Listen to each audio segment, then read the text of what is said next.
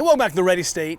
The Ski Erg is one of my favorite devices, and one of the reasons I love this style of training and using the Ski Erg is that it simulates and is the closest kind of facsimile that I have to actually paddling. One of the things that we're always keeping an eye on when we're training our athletes is making sure that I don't develop and reinforce patterns that don't necessarily translate to other patterns or other sports or other conditions. I don't ever want to practice something in the gym at high physiology, low skill, and then go into a world where I've suddenly defeated or made that skill in the high skilled environment more complicated or more difficult. We call this kind of cross-pattern purposes or cross-pattern interference. I'm training one way, but my sport demands the other thing. My brain's gonna have to make a decision. So one of the things that's nice about the Ski Erg, and something that gets lost, is what's going on with the feet. So when I'm generating force through the foot, I'm looking at trying to maintain that stable, neutral foot position.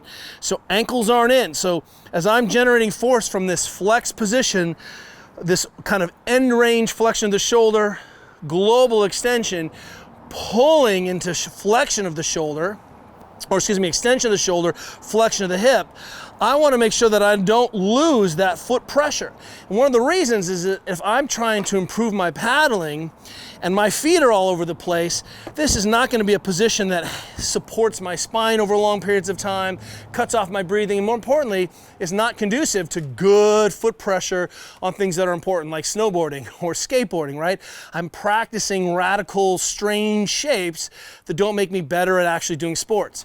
So one of the things that we like to see or have our athletes feel is as they come down into this bottom position in this hinge, we're asking them to be able to finish with foot pressure balanced between the ball and foot and the heel, which means they may be extending and driving, and at this bottom position at peak impulse, I want them to be balanced, which is a lot to think about and go on when I can pretty much do anything I want and make the Ski Erg move. But what we're looking at is this position almost is training into a ready state shape, a breakdown shape, where I have full access to my hips, full access to my quads, and I'm in balance. I can do the same thing in a split position like I'm paddling, trying to practice being balanced between feet, but finishing with ankles engaged in the middle of the foot and balance between the ball and foot and the heel. This is just another hinging exercise, but this time we're pulling down. If you let me swing a kettlebell with my feet all cattywampus, you'd be like, what are you doing? And I agree here. So we're looking for foot transfer, hips straight, ankles in the middle of the feet, trying to come back to that reference position as often as we can. So I finish, and then as I stand back up, I'm not inefficient as I reclaim that hip, right?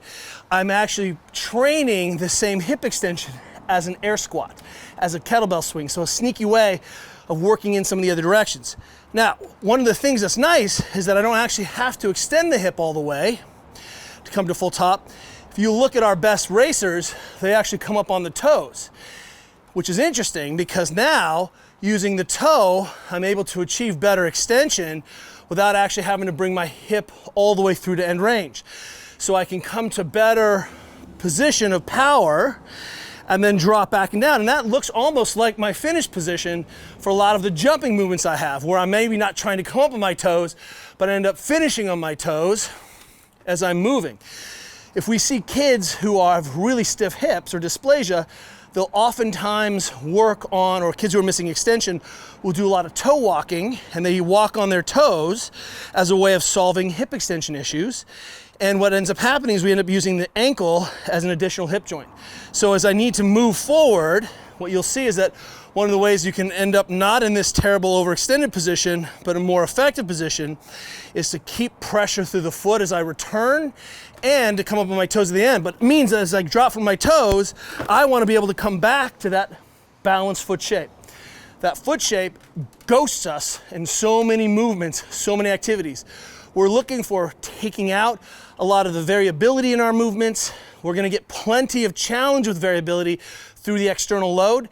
But if my athletes, my clients, my patients don't have a base feeling, they'll just chase around. And some days they'll be great, and some days they won't be great. And when they go paddle again, we may have made them worse balancers, worse surfers.